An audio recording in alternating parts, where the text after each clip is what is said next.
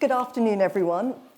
So we've had so many incredible speakers this weekend, but I don't think anyone is in the league of our guest today, Emerald Fennell.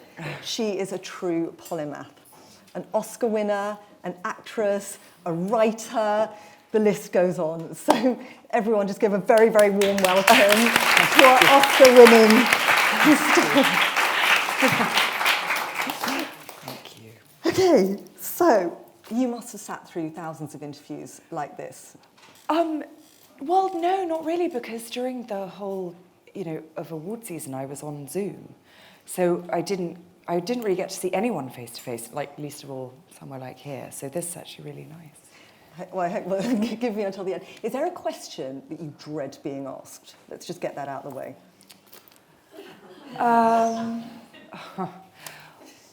God, is there a question? Well, anything really personal. I think the thing is that you often get, particularly because of the nature of the film I made, the questions, particularly from men, were quite sort of, quite invasive. You were like, wow, that's not something that I would ask a stranger. But there was one guy who said, don't you think if women are drunk, they are gonna put themselves into a compromising position? And I was like, my friend, what do you think my answer's gonna be to this? What did you say to him? I said, it doesn't matter. It doesn't matter if you're drunk. It doesn't matter if you're wearing trousers or a skirt. It doesn't matter, because you're not safe, demonstrably, look at the news, you're not safe anywhere. And I know it sounds sort of paranoid, but it is the case that you can be wearing an anorak on the bus, stone cold sober. It's a ridiculous idea that it's your fault if someone kind of mad and malicious attacks you. But no, I gave him like a sort of mad, sort of 20-minute kind of furious rant. Oh, I hope it was live. And it was like a list. No, it wasn't. And he was really sad by the end of it. Good. It was like I really took it. I kind of good for you. It was absolutely. I think I was quite tired. Well, no, but quite rightly. Yeah. So you're incredibly young to have achieved such extraordinary success. Thank you. Did you always know this was what you wanted to do? Did you always think stage and screen were going to be for you? I think so. Also, thank you for saying I'm young, because I am actually really quite old and feel very elderly at the moment. Okay, everyone here's going to kill you for saying that. No, well, she's got a 3-month-old. Yeah, she looks I think like maybe this. that's why I feel so haggard. But yeah, I think so. I think I just watched so much television. And so I do think that just in terms of a parenting style, my parents just let me and my sister watch as much telly and films we wanted. And so I think I knew from very early on that I wanted to do something like that. And I went to Universal Studios. We went on holiday, and they have a working studio, so you do the tour where you see all the sets of all the films. And I remember so distinctly just thinking, oh God, people of course they make films. It sort of hadn't really occurred to me, because I must have only been 8 or something, and somebody was painting a door, of a house, and I thought, oh, well, if that man is there painting that door, then I could be the person maybe one day painting that door or doing that. So yeah, it was, and I think it's just been quite, I was acting for a long time, and then I wrote books in the hiatus called The Midwife. So it was just kind of trying to get in any which way, really. So you kind of feel like it was in your blood. It was. I think so. I mean, watching television isn't a job. No. So if it had been, I might have done that. But no. So I thought maybe writing would be what I could do instead. And I don't want to embarrass you, but you're an inspiration to very many people. Who was yours? Who did you look up to and think, wow, I want to be like that? Oh, wow, so many people. I mean, I think people like French and Saunders, lots of kind of female comedians, I think, growing up, and Julia Davis was somebody that certainly me and my girlfriends loved, because she was so sick. She was just so twisted, and her shows were just really shocking, like deeply shocking in a way that I don't think anyone has still achieved yet. And so I loved her. And then lots of writers, people like Daphne du Maurier and Patricia Highsmith and Shirley Jackson, all those kind of women who seemed kind of... Patricia Highsmith said she wrote it so she didn't do it. And I definitely feel that way. I think most of the things that I write, I think this is what I would do, given the right kind of opportunity, I think. So at what point this passion that you had for movies and watching TV and comedians, at what point did you realise this is going to become my career? What steps did you take to kind of make that passion into a reality for you? Well, God, I mean, I think I was really lucky. That's the awful thing, is that so much of it is sort of being at the right place at the right time. And I was at Oxford doing English, and my now agent came to see me in a play, you know, a classic kind of university play.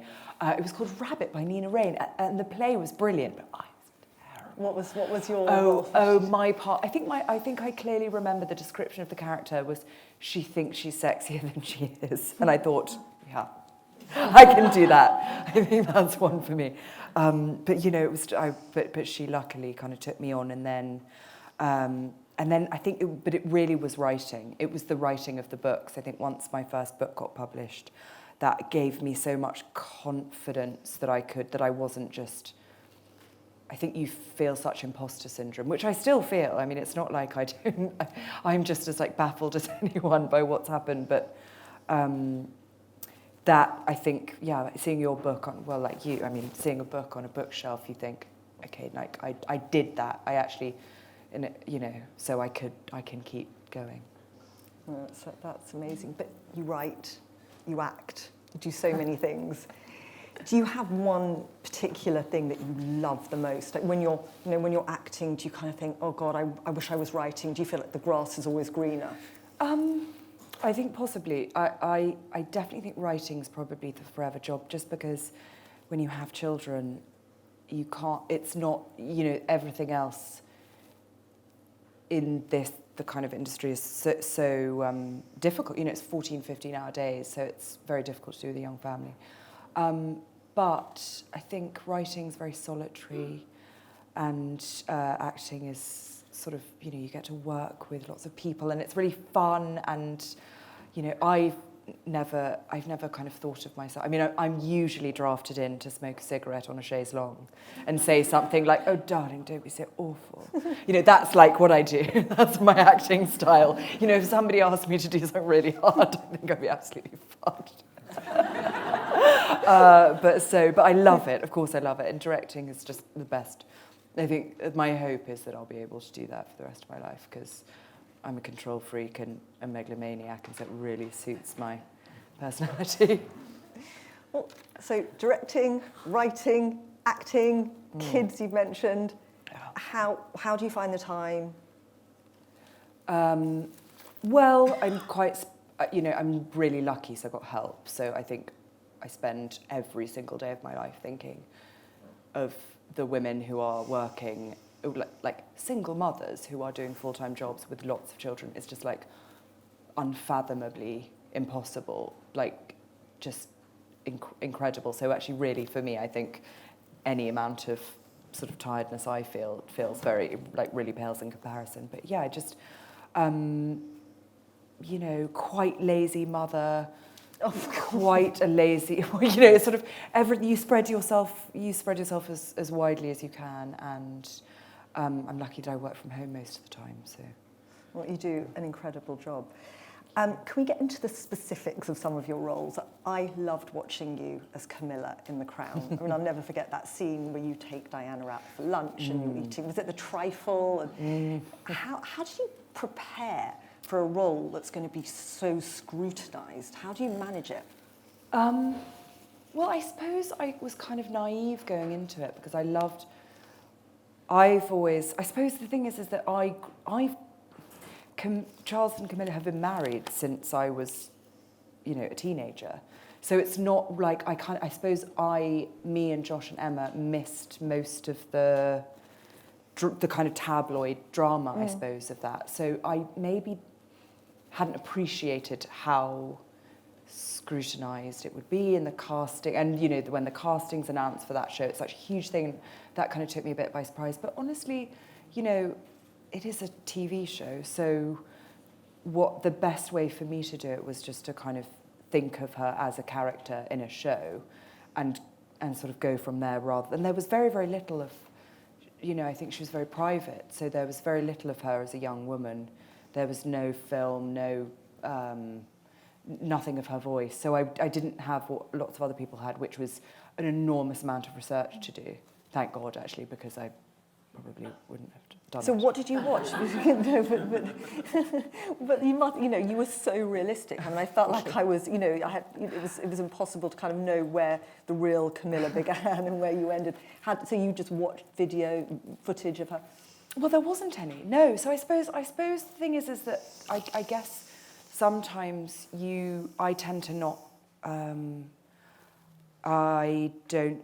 Yeah, I think there are just parts that you inherently know, that you kind of think you can do, or you sort of understand something about that character. And I think, certainly to me, she always seemed like a person who was, like a lot of women, maybe, you know, growing up, which is, or maybe a very British type of person, which is they're very straightforward, they are good fun, they like party, you know, and I think the thing about her was that she was just thrown into this mad thing by falling in love with the wrong person. Because, you know, she just...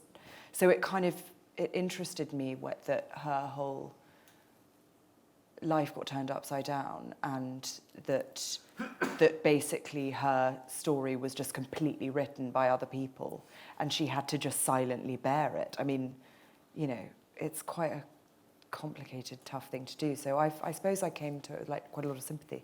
And you've empathised with them. With all of them. You know, what an impossibly difficult to be that famous anyway, I imagine. But to also never be able to defend yourself, to never be able to say anything, to just have to ride it out would be just so difficult, I think. I mean, I don't know how they do it. Well, it's interesting, so that's one of the themes, actually, that has been of this weekend. It's been women who haven't been able to tell their stories and, you know, haven't been given that right to defend themselves. So it's really interesting that you know, that was what you felt. So from playing Camilla, you then got this extraordinary job as being the showrunner on Killing Eve. Well, so those actually were the other way round. So I was doing Killing Eve. I'd literally just finished my series of Killing Eve so I went from kind of one set to the other. So I finished Killing Eve 2, and then I started Camilla kind of the week after, I think. Oh my God, so you didn't give yourself much No. breathing space. So No, Killing Eve, mad. I mean, that's a cult TV series. Yeah. Everyone is obsessed with it. Yeah. And it resonates with so many people. How did you feel about stepping into those shoes? How do you manage to cocoon yourself from that pressure and actually produce beautiful writing? Well, that's very kind. I think I was lucky because when so a few things happened that made it much easier, but when I came on to Killing Eve, it was before the show had come out, and actually they were still in the edit for some of the episodes. So me and a few other people came in to do kind of writer's room for the show, and originally they'd wanted it to be kind of, you know, just all of us doing it together, and then bit by bit, I think they realised, the producers, that they wanted somebody to kind of just have an overview of everything, and it turned out, you know, and in the end, that it was me who ended up with that role. And so I think because it was an incremental thing, and then the show came out as we were kind of just kicking off writing it, and it was so like unfathomably huge. Did you freak out a bit? Did you think, oh my God, I can't? Well, no, because there was so much work to be done. Because of the show's success, they put the series, they pushed the series forward a couple of months.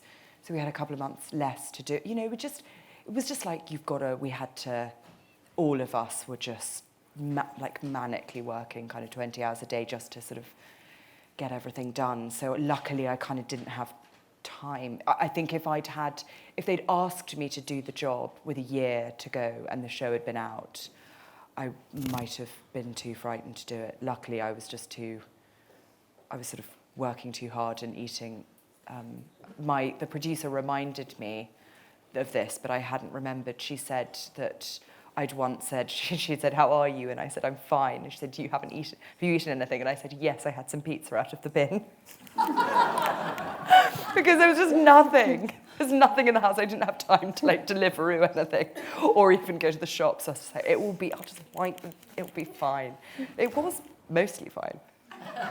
There's obviously very good fuel for writing Pizza from the Bin. So any aspiring writers out there, Pizza from the Bin. I really recommend bin pizza. Hit series of Killing You. Yeah, no, it's just, that's the thing. It's just, I think also you have to take these opportunities. I'm aware of how lucky I am to have these opportunities. And so, you just have to say yes and then worry about it later. But certainly it's been quite bonkers. It's been quite bonkers the last few years, yeah. So speaking of bonkers or pushing yourself, you're gorgeous, you've got so much energy, you said you grew up loving comedies and TV, and then you come up with A Promising Young Woman. Talk to me about your mindset. How did you manage to get into the mindset of thinking about it? How did you come up with the idea? Just talk to me through that process, because it's an amazing Oscar-winning film, but it's dark. Well, I think most of the things really that I do are quite dark. Certainly my books were kind of horror for children, that famously popular genre. Parents love buying their 10-year-old children really horrific violence.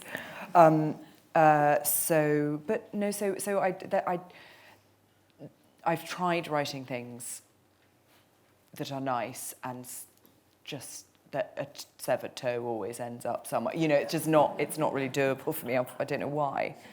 So, and Promising Young Woman was something I've been thinking about for a long time, because it just struck me as, it was just everyone I know's life. It was every girl I know at school, every girl I know at university, every party.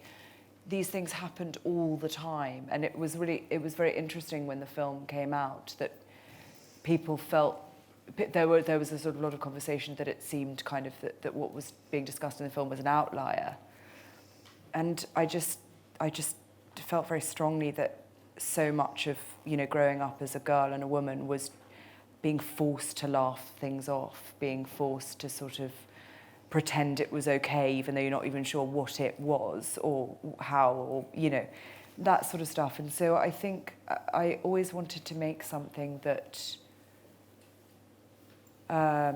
discussed that sort of thing, but in a way that wasn't didactic, that wasn't just preaching to the converted. Like the really important thing was that I wanted it to be a film in its own right, that it was a thriller, that it was gripping, that people wanted to watch it for the sake of watching a film, and that it was funny and romantic and all of those things and beautiful, but that, at the heart of it, what it is saying and what it does say, well, I don't know if sort of definitively, but it is asking all of us where we've not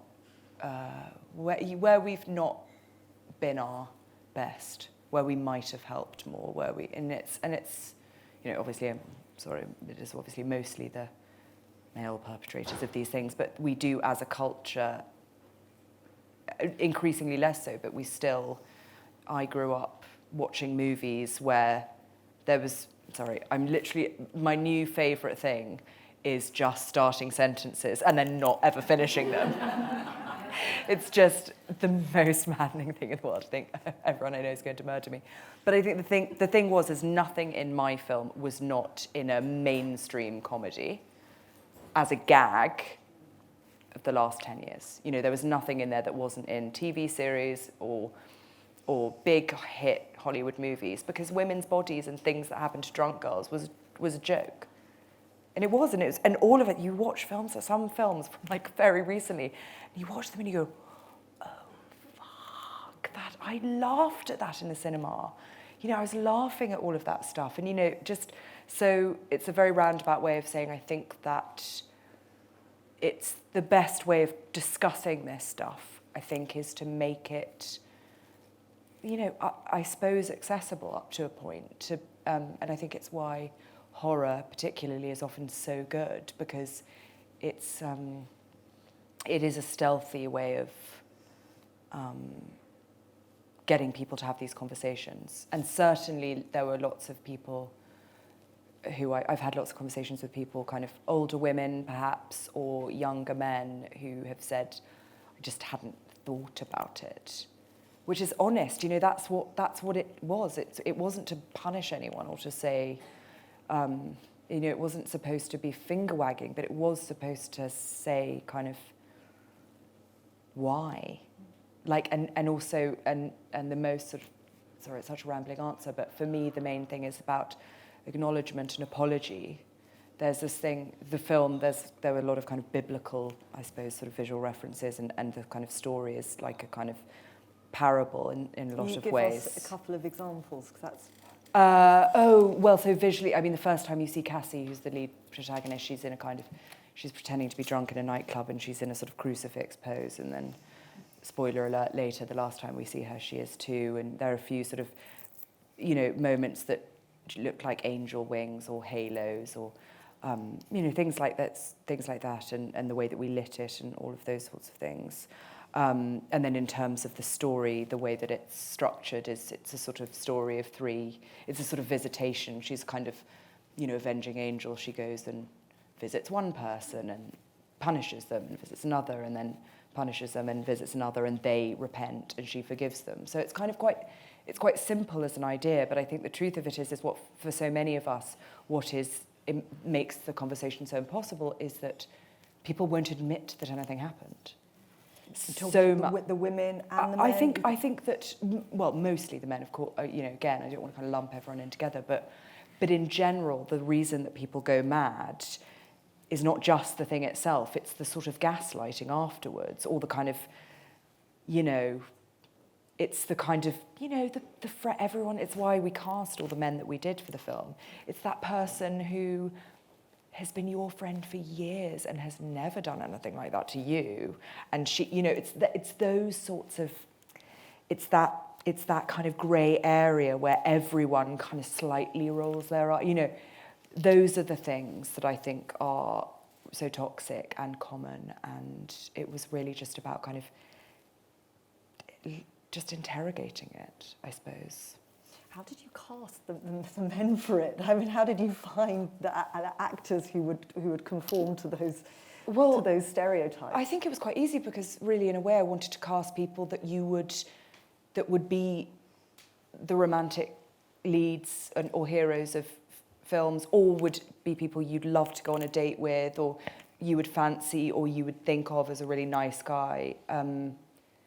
It's not very the kind of monster who appears round a corner is horrifying, but it's very different. It's very easy to point at those people. It's not so easy to point at the person.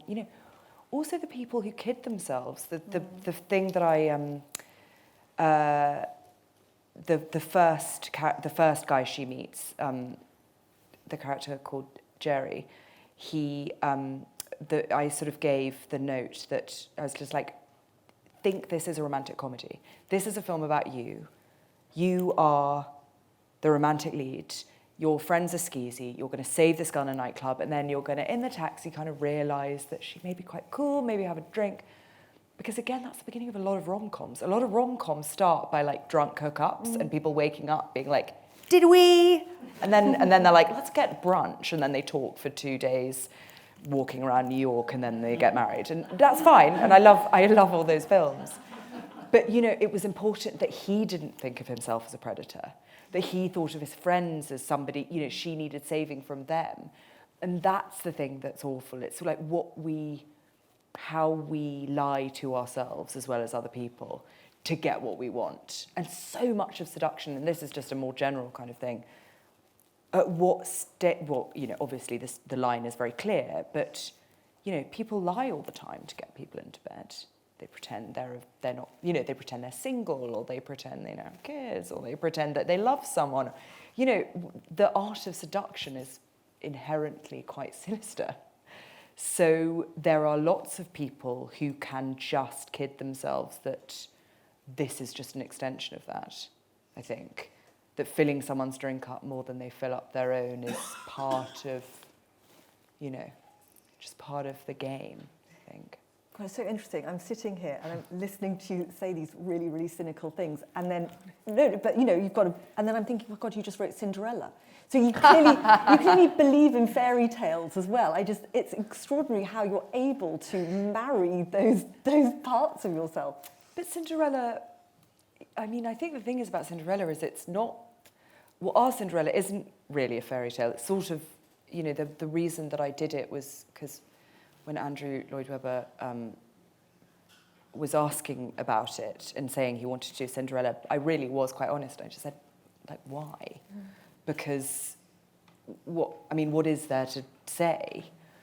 And the thing that interested me about Cinderella was that she's kind of got no personality. You know, just in terms of the fairy tale, she's just like really hot and really sad and put upon. And then she, thank God, has tiny feet and gets married. And so it's like, just no good for anyone. And so the reason kind of I said I was interested is I thought about it. I said, well, if you actually kind of interrogate those things, if you say like, was there a way to have all of the pleasure of Cinderella, to have a really romantic, fun, heartwarming show, but also to say like, this is nonsense.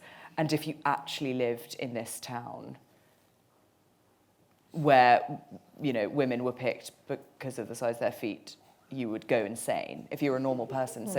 So our Cinderella is a normal person living in a kind of hellish fairy tale land, sort of Disney. It's a town called Belleville where everyone is absolutely gorgeous, and if you don't kind of conform and you're not hot enough, you are just kind of hidden away in a sort of repulsive sort of eyesore. And God, I'm dying to see it. Dying. The thing is,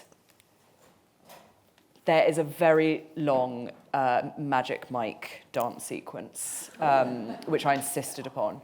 So that's really the main thing. How does that? Very important. Very important. Prince Charming is a magic. No, Prince Charming is not. So all of the men in Belleville are obviously the hottest men in the world, and they're constantly any excuse to take their shirts off and kind of go to war and sort of do lots of sexy kind of dancing. But obviously they're miserable too, because some of them just want to have a cup of tea, get married, you know, have a nice time.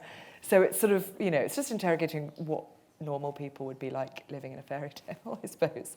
But it is very fun, I hope. Well, yeah, I'm definitely going to see it now. Okay. So, you know, the promising young woman, touching on really, you know, you mentioned really, really sinister themes. How did working on a project like that affect you personally? Well, I think it's difficult. I think it's your responsibility to make it good, or at least, you know, to work as hard as you possibly can. I think I realised very early on I was never ever going to. I think there's an expectation that you again, here we go. You cannot reflect everyone's experience, because every single person's experience with this stuff is very, very, very complicated and nuanced and specific. And so early on I had to be quite strict with myself and say, this is a story, and this is one woman's story, and you know, and it is, you know, there to ask questions. It's not there to answer any necessarily, because, you know, the thing I ended up saying most of all when I talked about it was, I am not an expert. I just think we all need to talk about it more and feel more comfortable talking about this stuff. And so that made it easier, I think, to, you know, because there were, of course, moments making the film that were really, really, really troubling and really horrible. And also because Carey Mulligan is just such a wonderful person and talented person, and we shot her final scene in real time. So, spoiler alert. You know, I felt very strongly that if you're going to show, you know, we see death so glibly in these kinds of movies, and I sort of felt very strongly that if you're going to do it, you need to know you need to see what it looks like, and you can't look away from it. And so I asked someone. We did some research and asked how long it would take to smother someone, and it would be about 2.5 minutes. And so the shot is 2.5 minutes long, pushing in. And so not only was it just incredibly difficult, but it was very dangerous because Carrie didn't use a stunt double because she didn't want to, because it's such an important scene, and for continuity, it would have been impossible to do it in one shot. Yeah. So it was, you know, it was dangerous because we wouldn't have known if something was happening. So for people who don't know, there's... Yeah, I'm really sorry. There's No. Yeah, there's a very unpleasant scene where she is murdered, and yes, and somebody and the man in question has a pillow over her face. But yes, we did have one shot where we had to stop it because she realised. She said what was really interesting. We had lots of safety precautions and kind of signals and things to prevent it from happening, because we had to be really, because again, we wouldn't have known if something was wrong. And she said it was really frightening because she said it was sort of, she imagined what it would be like, in that she thought, oh, I can get out of this. And then she realised she really couldn't. And by then it was actually quite far on, you know? So it was, you know, it was just absolutely awful. And so that was always going to be horrendous. But the rest of it, it was my job to make everyone feel comfortable, because they were doing things that were really, particularly in lots of ways, the men. As actually, they were coming in, a lot of them who are like famous for being nice guys, were coming in and playing real horrible fuckwits. So they had to come on and feel like that there wasn't a sort of austere place where they would get things wrong, and it would be, you know, it was about kind of making it feel playful, so that we could really make it kind of real, I suppose. But you're saying that your job was to make everyone else feel comfortable. How did you disassociate yourself? How were you able to kind of go home and get all these really disturbing thoughts out of your head? Well, but I suppose firstly, I was like 8 months pregnant, so I was really tired, and you know, it was I think 60 nowadays or something. So like, it again, there's only so much. You don't have time to think these things. But actually, for me, firstly, I was making a film, which is has been my dream my whole life. So I was I was just amazed, and I was so proud of everyone who was making it. But also, I was doing something. You know, I felt like, even if people, you know, didn't like the film or wanted it to be different, or, you know, I think the thing that was for me so important was that, like, I felt at least I was trying to talk about it, that actually sitting on this stuff and not talking about it and not making things about it would have felt worse. So at least it felt, it sort of felt like it would hopefully, if anyone watched it, might be useful to someone one day. Definitely succeeded. And a lot of the things that we've been talking about this weekend is, you know, history versus herstory. And, you know, you've done incredible work. And I was reading a quote that you said, people feel the need to interpret art written by women as political or a memoir. Will you expand on it? Well, I suppose, again, it's so awful because I always sort of seem like I'm kind of enraged, which I hope I'm not too much. But I think people very rarely ask male creators, you know, if they've written a thriller in which a woman is murdered. They never would say, so have you ever murdered a woman? Is this based on when you murdered a woman? But I think when you are a woman and you make anything, there's still this kind of disconnect that you might be able to just, you know, I remember having lots of meetings sort of earlier in my career when when I'd written my books, and they were kind of, you know, horror genre, very genre stuff. And I'd go into like, you know, a production company, and they would have sort of big cartoons and like things on their walls, and I would say, like, it's a romantic comedy set in space. And they were like, what we're really looking for is just a really grounded, gritty thing about what it is to be a woman today. And I was like, okay, totally. And yes, of course, but also I think women still have not got to the stage where they're allowed to, for example, talk about men. Or, you know, it's still, you're still kind of a niche interest in a weird way. Do you feel that's I think, still well, the no, case? no, it's getting much better, but I do still think there's this idea that historically women wrote diaries, you know, and so that perhaps is just still pervasive. There's still this kind of disconnect that we're allowed to just kind of imagine things somehow, yeah. So, did you, when you were working on this movie, did it ever cross your mind that you'd get nominated for an Oscar? No, of course not. So, I mean, I used to point at Carrie and shout, "Oscar!" whenever she did a take, because she was so good. And you know, because it seemed so impossible, because you don't, look, I mean, anyone, just being able to make a film is almost impossible. To get a film made is almost impossible. It's just so, so many things can go wrong. And then you get it made, you start making it, and then so many things can go wrong. Every day on that film, it was so amazing, but every day we would turn up at, like, you know, 5 a.m. and we would look at the schedule for the day, and every day we would be like, we have a minute. We have a minute either side. There's like no space to just screw up anywhere in any department ever. It was just like, so, you know, the idea that it would, that what happened would happen was just impossible and amazing. And I was just really happy because so many of the people who came to do the film, rightly, were like, who the hell, who's this idiot? But they kind of thought, they put their faith in me, and they wanted to they had a sense that it, you know, they all did it maybe because they like me thought it might be important. And so I was just so relieved that it didn't let them all down, and it wasn't sort of something on their IMDb page that they were like, you know. So where were you when you found out you'd been nominated?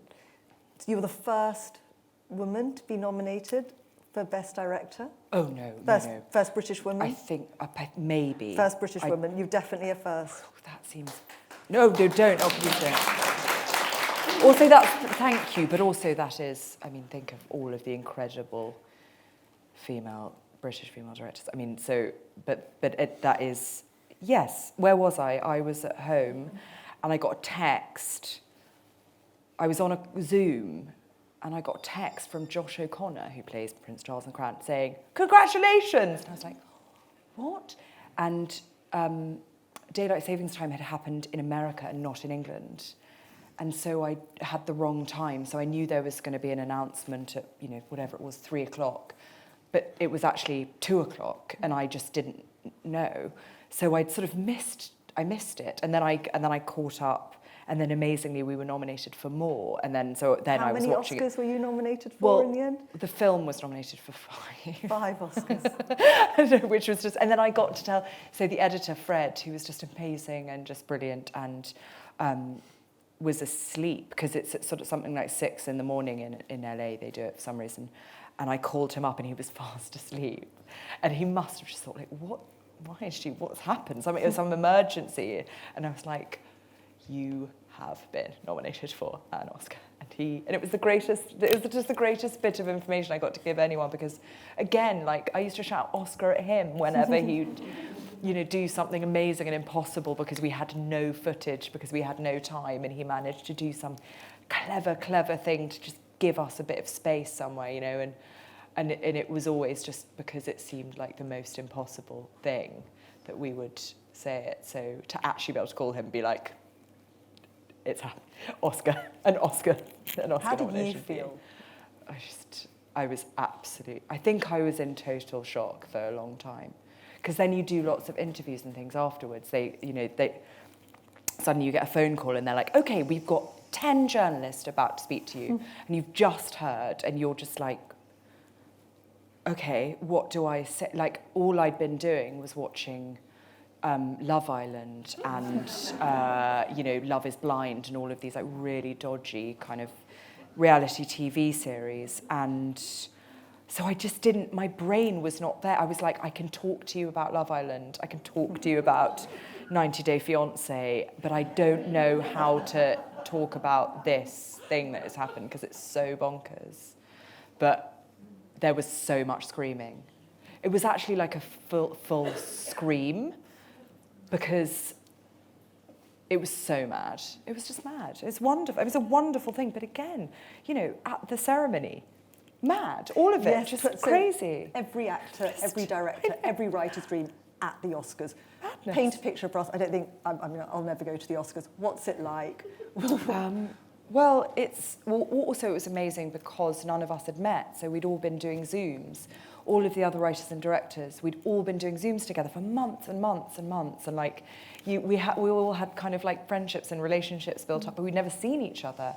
So then getting to meet like Chloe and it was so magical, and I felt very much this year, I think maybe because of COVID, that there it didn't feel competitive. It felt incredibly... Maybe it's because you won. But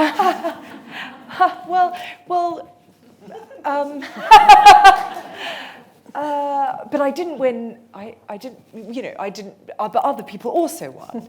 And I was, of course, just genuinely delighted. I felt the whole way through that every single person was, it was an unusual collection of films that were really, all of them sort of really difficult in their own ways. And so I think, it was magic. It was magic. But the one that I did win was the first award that and so we'd had this terrifying, so we had an email, all of us, saying, this isn't going to be the normal Oscars, so we want you to tell a story, you have 2 minutes to do your speech, and don't do any thank yous, don't be boring. Genuinely a surprise? Tell a story. You genuinely don't know. It's so much a surprise that you have to get it engraved afterwards. There's an engraver there because they don't even want to put your name on it because it might get leaked. So you really don't know. And you don't even know what order they're being called in. So the one that I won was called up first. And so I just sat down and I just didn't know what to do. And there was no benchmark either because I hadn't seen anyone else give a speech. So I was like, well, this is a nightmare because whatever my speech is obviously going to be completely at odds with what everyone else does because I've got no idea what they do. And I just, it was like, it was a blackout, really. What did you say? Don't know. Don't know and can't watch it, cannot watch it because it makes me feel so nervous because I don't know, because I will have forgotten to thank all the people that I wanted to thank because it was just, you can't write an Oscar speech. They say write an Oscar speech, but you can't because it seems absurd. It's like tempting fate, isn't it? But it just feels like I suppose if you are used to it and you've been doing it for years, you can sit down and be like, now I'll just write my Oscar speech. But I just couldn't, every time it came to it, I just got too, it just felt too sort of impossible again. But yeah, anyway, so it did happen and it was lovely. So it happened, it was a moment of personal triumph for you. But what point did you realise the wider significance of your Oscar? You're a woman, you won an Oscar for that movie. It's a much more emblematic award than just an Oscar. I don't know. I think that I was very proud that Chloe won for directing as well. Not that I have any, just that it was that it was two women, and that I think she was so deserving and so brilliant, and so that felt really amazing, and I felt very honoured. But I don't know. I can't think of myself. I'm still very lucky in lots of ways, and so there's still a long way to go in terms of sort of access in the industry and all of that sort of stuff. So even though I am immensely proud, I also know that it's still still a very, very long road ahead, I think, for lots of people. Well, hopefully it's going to be a very long road for you. We all hope so. What's next? What are you planning to do? So I just finished my most recent script. So hopefully I'll be doing that Can you this year. share what that is? No, nobody's seen it. Clue? Nobody in the world has seen it. Oh gosh. So even my family or anything. So, which is absolutely terrifying. So I'll just hand it in, and I will get a phone call probably from my agent saying this is absolutely terrible, and we're going to have to get you quickly to. It's amazing that someone who's been as successful as you are still has that anxiety. Well, I just don't know how you wouldn't have it. Like, I don't know what you'd have to be writing to not worry that it wasn't good. Wow. I just think, I suppose. Well, and also there's something about, I suppose, the sort of personality type that goes into this sort of thing, which is like arm up in the classroom, sort of goody-goody, sort of know-it-all type of person that I am, that I want it to be perfect. And so, anything, it will just be kind of a mad amount of anxiety, I think. And acting? Any roles you've got your eyes on? Not for a while, I don't think. I mean,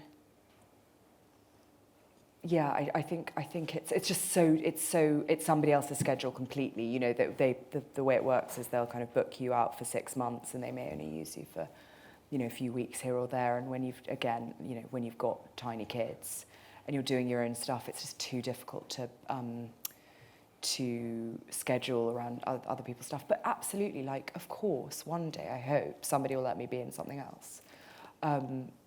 But yeah. Do you have a dream role? I mean, probably more of the same.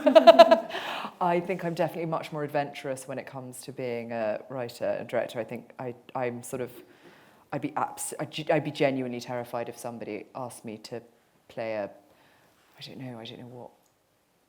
Nobel Prize winning mathematician or something. I don't think anyone would buy it.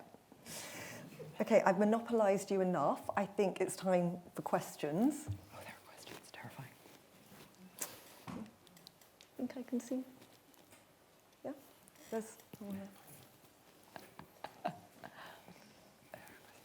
Hi. Thank you for such an enlightening discussion. And as the mother of daughters, thank you for Promising Young Woman, because I think it opened the door to discussions that couldn't otherwise have happened because they think I'm 100. So thank you for that. But I also wondered, in light of kind of various awful, tragic events, have you somehow become the poster girl for that? And are there pressures on you to take a position that really you have no responsibility for?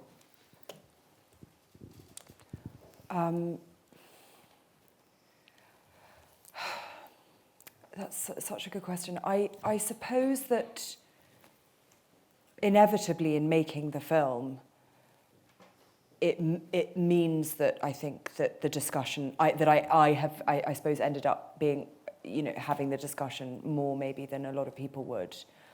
And I suppose my anxiety is only that, as I said, I am not an expert. I'm not a psychiatrist. I'm only a person who's trying to make sense of it myself. And so actually in many ways, the interesting thing is when you make a film or write a book or any of it, the thing that you feel is in there.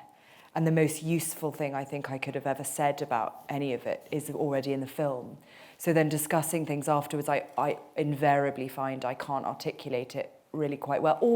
Or there's the anxiety that, you'll say the wrong thing, or you'll say something that, is not representative of everyone else's experience. It's difficult in that regards because you do feel a responsibility to be always careful and kind and aware, which makes these kind of very complicated discussions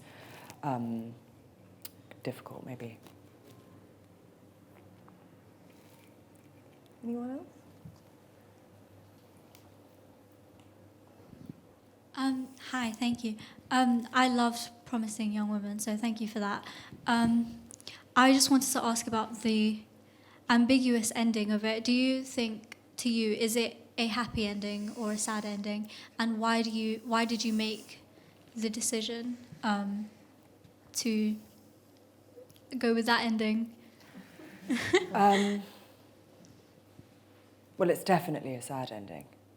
I think that any victory is completely Pyrrhic, and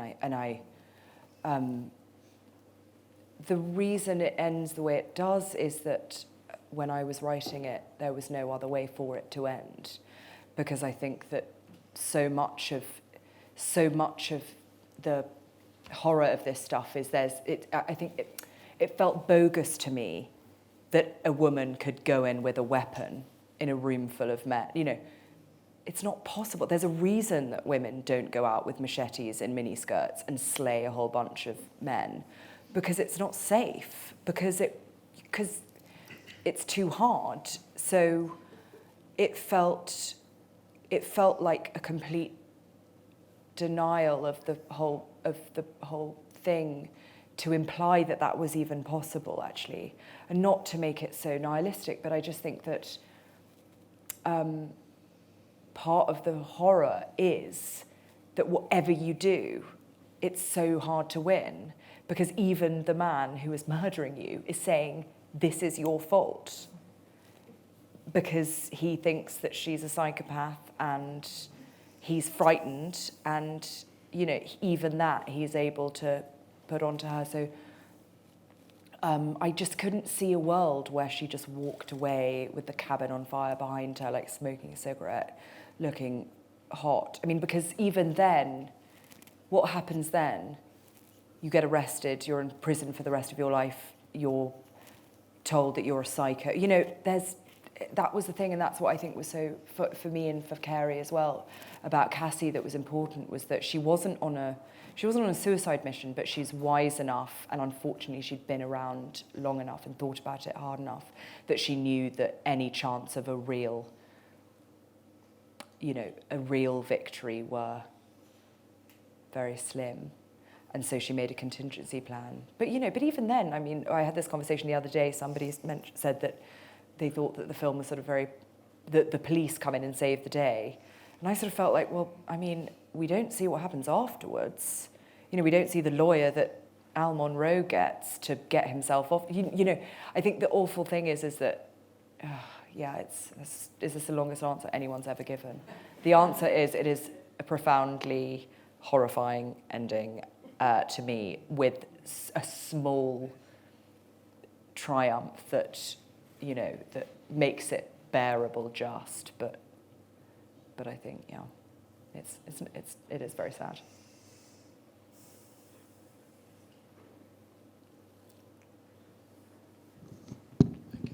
Just on that point, was there any pressure from the studio or for the funders to make it a happier ending? Well, I think the thing that was really lucky, and why I think writing the script first rather than kind of pitching, which is often the thing that people do, is the script was done when it went out. And so I was very lucky that there were enough people in enough places that understood the ending.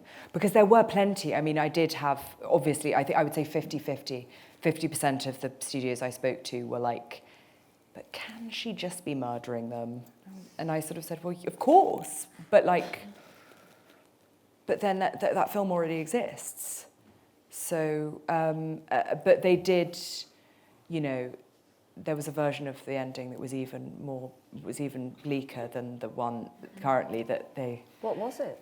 Well, it's difficult. I think it's best not to talk about stuff like that. It's a bit like not talking about sort of, I'm sure, like when people, you know, passed on a part or something, when you hear, like, you know, famous actors passed on a big role. I think the thing is that the film is absolutely as it should be now, and any other thing would have been, for me, other people I'm sure have different opinions, but for me, any other thing would have been wrong. And so to even discuss the alternates is kind of yeah, it's sort of not really helpful because, yeah, it's the right ending, I think. I hope. Definitely. Although initially it did have, instead of the last song for a long time, instead of Angel of the Morning, was I've Had the Time of My Life, which in the end just was slightly too macabre, but I think it also would have been quite effective.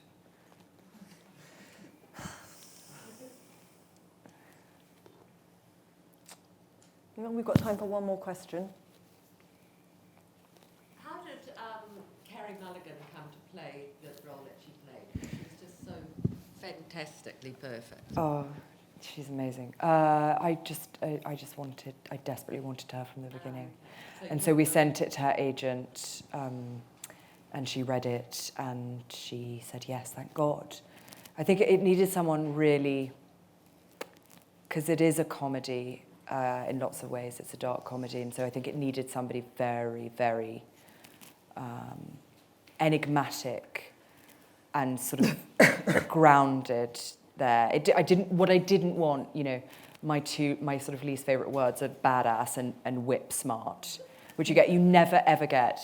The number of scripts where a whip smart woman walks in a suit, and you're like, I've never seen a whip smart man walk into and you're just like, ugh.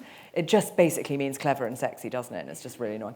But having said that, there would have been a temptation, I think, to give quite an arch performance to lots of people, or indeed to sort of lean into the tone. And that's what was so important with Carey, is that she was absolutely real in the middle of all of this stuff. So the film could feel allegorical, I hope, but also very specific and real. And she's absolutely the greatest in the world. And I think she will be forever. Anyone else? Can I ask one last question? Yes. Okay, sorry. Again, I'm going to embarrass my daughter. My middle daughter wants to be an actress. Oh, yeah. What advice would you give a young woman today who wants to go into acting? Oh, God, that's really hard. Is it you? Well, do something else at the same time. And I don't mean that because you might easily be immediately the most successful actor in the world. And even still, I think it is a very capricious... It's like, I suppose acting is like a gorgeous boyfriend or girlfriend that you're always slightly anxious. It might just ditch you for a better offer or kind of younger model. And so I think the thing is to keep yourself sane and to always enjoy it, having something else that gives you pleasure, an immense amount of pleasure and pride, whether that, anything, having a family, doing another job at the same time. Lots of my friends who are actors teach or do all sorts of things, but something that they love as well, because if it's everything, it's a very, it's just very complicated kind of emotionally, I think. But also, it's really fun. And I recommend it. Lots of actors are like, don't do it. But I think do it. It's lovely. Well, on that note, thank you so much. It's been an absolute joy. I hope you're going to come back.